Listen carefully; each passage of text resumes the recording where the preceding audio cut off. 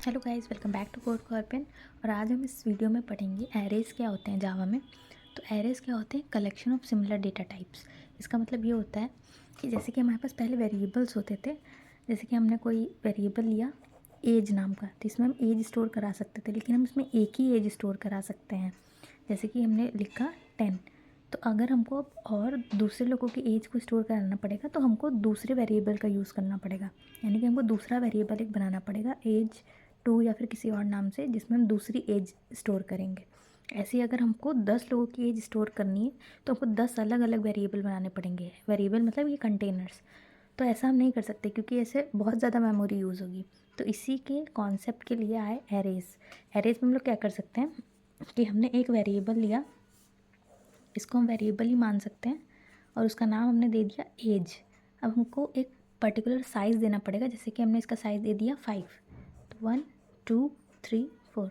अब ये 5 साइज़ का एक एरे बन गया। अब हम इसमें 5 एजेस इसमें स्टोर करा सकते हैं। जैसे कि हमने लिखा 10 20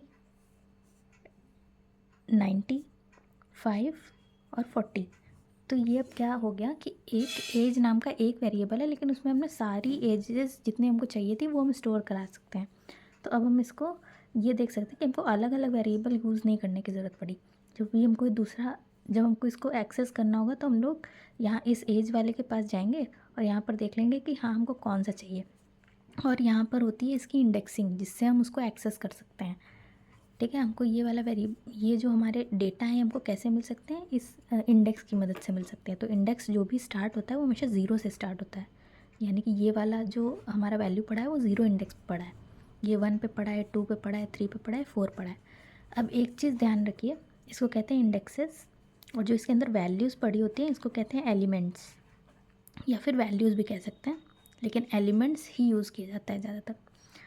और ये जो है ये हमारा एक वेरिएबल नहीं है, ये हमारा एक एरे है, क्योंकि हमने इसमें एक से ज़्यादा एलिमेंट्स को स्टोर कर रखा है। तो एलिमेंट्स और जो हैं वो हमारे एरे में स्टोर हुए हैं, ताकि हम इसको एक ही जगह से एक्सेस कर पाएँ। और हम एक्सेस कैसे करते हैं? इन इंडेक्सेस की मदद से एक्सेस करते हैं। तो हम इसका बेसिक सिंटेक्स देख लेते हैं कि एरे को कैसे हम डिक्लेयर करते हैं। तो सबसे पहले हम लिखते हैं डेटा टाइप। ठीक है, उसके बाद हम लिखते हैं वेरिएबल नेम। उसके बाद हम लिखते हैं वेरिएबल नेम और फिर न्यू, ये कीवर्ड होता है। और फिर उसके बाद दोबारा से हम डेटा टाइप लिखते हैं इसका, और फिर हम यहाँ पर लिखते हैं इसके साइज़। ठीक है, मतलब कितने हमको एलिमेंट्स स्टोर करने हैं वो यहाँ पर लिखते हैं। तो हम इसका एक एग्जांपल देख लेते हैं कि किस तरीके से हम इसको यूज़ करते हैं। जैसे कि यहाँ पर हमने क्या लिया, ये सारे नंबर्स लिए थे, हमको एजेस लेनी थी। तो यहाँ इसका डेटा टाइप क्या है? नंबर्स हैं। ये पॉइंट वाला नंबर तो है नहीं, तो डेटा टाइप क्या होगा? इसका इंटीजर होगा। ठीक है, अब इसका वेरिएबल नेम हमने क्या लिखा है? एज। तो एज लिखा, फिर ये वाला ब्रैकेट लगता है जो ये बताता है कि ये एक एरे है। उसके बाद इक्वल्स टू और फिर न्यू कीवर्ड ऐसे ही, फिर डेटा टाइप यही वाला जो हमने लिखा था, और फिर यहाँ पर ये ब्रैकेट, ये वाला ब्रैकेट ये वाला होता है, और यहाँ पर साइज़। तो अभी हमने कितना साइज़ लिया? 1 2 3 4 5 का लिया है। अब एक चीज़ इसमें ध्यान रखने वाली है कि जैसे कि इसका साइज़ है 5, तो जो इंडेक्स होगा ना वो एक कम तक जाएगा, यानी कि 4 तक जाएगा। 5 में से एक हटाएंगे तो 4 ही तो बचेगा। तो उसका इंडेक्स हमेशा n-1 जाता है, यानी कि अगर यहाँ पर n है तो ये n-1 इंडेक्स होगा। ठीक है, जो उसका साइज़ होगा वो अगर 5 है, यानी कि अगर n है तो n-1 तक उसका इंडेक्स जाता है। तो हमको एरे का यूज़ इसीलिए पड़ा ताकि हम एक ही वेरिएबल में सारी चीज़ें स्टोर कर सकें। मतलब अगर हमको एक से ज़्यादा का डेटा चाहिए तो वो हम एक ही वेरिएबल में जाके स्टोर कर पाएँ और उसको हम एरे का नाम दे पाएँ। जो हमारे एरे होते हैं ऐसा नहीं है कि केवल इंटीजर टाइप के होते हैं, वो किसी भी डेटा टाइप के हो सकते हैं। जैसे कि हमने लिया एक, अब हमको चाहिए कि स्टूडेंट की नेम चाहिए जो हम स्टोर कराना चाहते हैं। तो हम क्या करेंगे? नेम तो एक स्ट्रिंग है, तो हमको स्ट्रिंग नाम का एक एरे लेना पड़ेगा, स्ट्रिंग टाइप का एक एरे लेना पड़ेगा। तो स्ट्रिंग, और उसमें हम क्या स्टोर करा रहे हैं? नेम।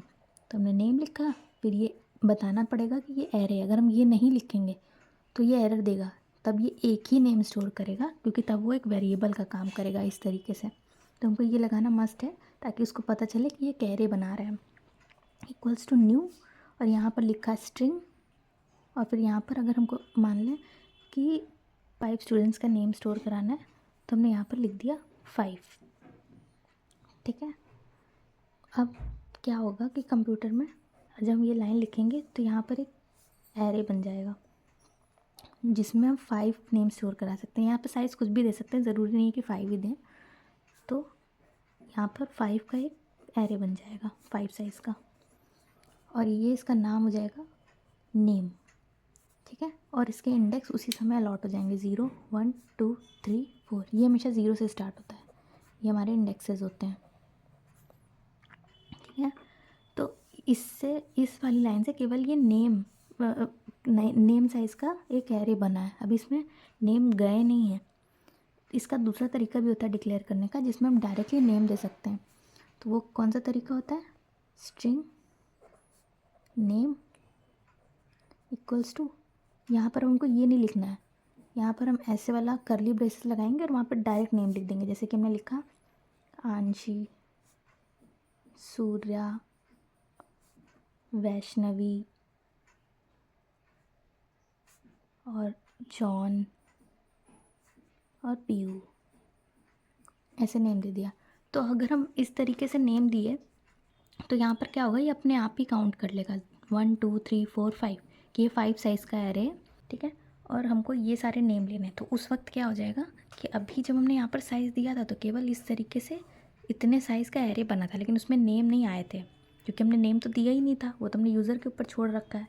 और लेकिन इसमें क्या है, हमने नेम भी दे दिया और उसी के समय उसको साइज़ भी पता चल गया क्योंकि उसने काउंट कर लिया।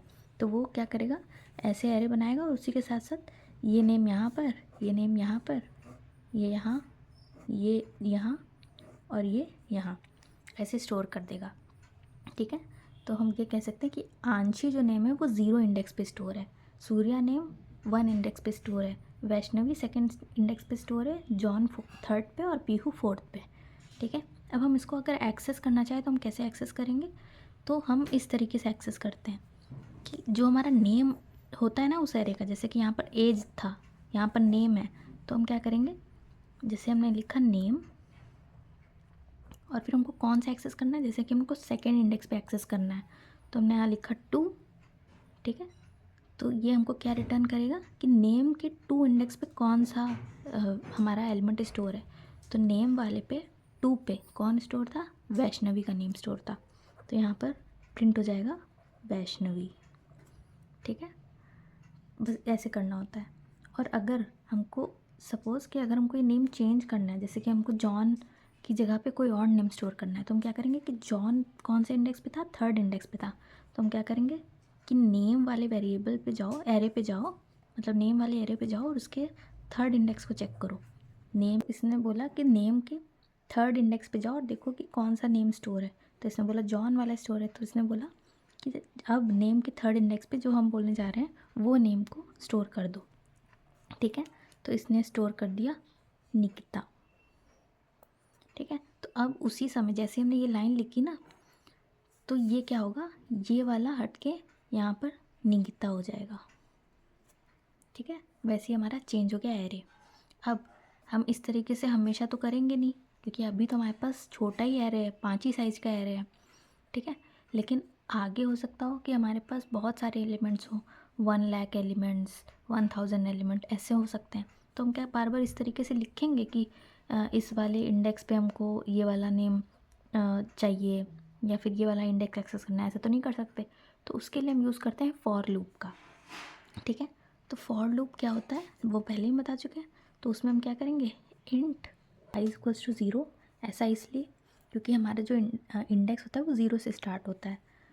फिर हम इस i को कब तक चलाएंगे, जब तक हमारे एरे की लेंथ ना ख़त्म हो, मतलब एरे की लेंथ तक इसको चलाएंगे। तो एरे का नाम क्या था, नेम नाम था, डॉट लेंथ। ये लेंथ एक फंक्शन होता है मतलब इसमें एरे में, तो हम इसको यूज़ करेंगे। ठीक है, एरे डॉट लेंथ और i प्लस प्लस। ठीक है, और यहाँ पर हम क्या करेंगे, प्रिंट कर देंगे उस एरे को, नेम ऑफ i। तो ये क्या करेगा, ये सारे एलिमेंट्स को प्रिंट कर देगा। मतलब कि पहले जब आई चलेगा तो यहाँ पर नेम के ज़ीरो में क्या पड़ा है, नेम के ज़ीरो में आंशी था, तो आंशी प्रिंट हो जाएगा। फिर दूसरा लूप जब चलेगा तो ये 1 हो जाएगा, तो नेम के 1 में क्या स्टोर था, सूर्या, फिर वैष्णवी और ये निकिता, फिर पीहू, फिर सारे नेम्स प्रिंट हो जाएंगे। तो यही बेसिक कॉन्सेप्ट है एरे का। इसके अलावा हमारे पास एरे दो तरीके के होते हैं, एक सिंगल डायमेंशनल होता है और एक डबल डायमेंशनल एरे होता है, या 1D एरे और 2D एरे भी कहते हैं इसको। तो उसको हम नेक्स्ट वीडियो में देखेंगे। उसके बाद हम देखेंगे कि सर्चिंग सॉर्टिंग क्या होती है, क्योंकि वो एग्ज़ाम में ज़्यादा पूछी जाती है। तो थैंक यू।